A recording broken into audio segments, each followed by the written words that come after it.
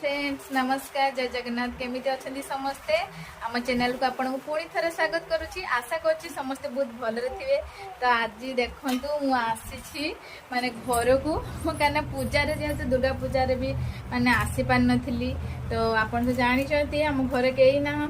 तो से क्या छाड़ी आसबि तो पीसी आज आसी तो पीसी को छाड़ी आसी आज बापघर बुलियापाई तो गाँव रे लक्ष्मी ठाकुर माने भसाणी आज हम तो आम समस्ते रेडी हो सारे देखूँ मुझे घर को आसी तो से कुर्ता सालवार पिंधि पकई तो सेपटे झील एपटे मामुनु एबे कौटी की मामा ठाकुर देखीते हाँ ना कौन खाऊच हाँ ना तो आम ए समस्ते बो भी से बाहा सारा तो ये आसतु आज देखा आम गाँव में केमी लक्ष्मी ठाकुराणी मैंने भसाणी हो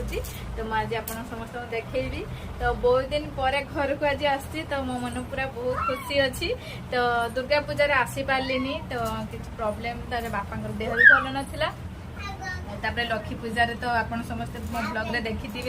जे आम घरे लक्ष्मी पूजा है तो से आग को आसमती आसो माणवसा गुरुवार तापर पंचक भी पड़ी हो तो काली पूजा तो कौन सी ओकेजन तो मुझे घर आसी पारे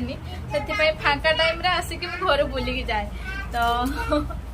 बाबू आसी ना सी खाली आमको बस रे चढ़े देले तो आमे माँ झील बस रे पड़े आसिलु तांकर बहुत काम से रोची तो दुकान एपटे बापा जेजे देह तापर एपटे बिल रे चाष होची तो से पानी नहीं तो भगवान कौन ए वर्ष एमती माने बिल आमर एत टका सारी सारूँ किंतु बिल रे माने पानी टिके ना तो बाबू से बिल रे पानी दौथे माने कि कष्ट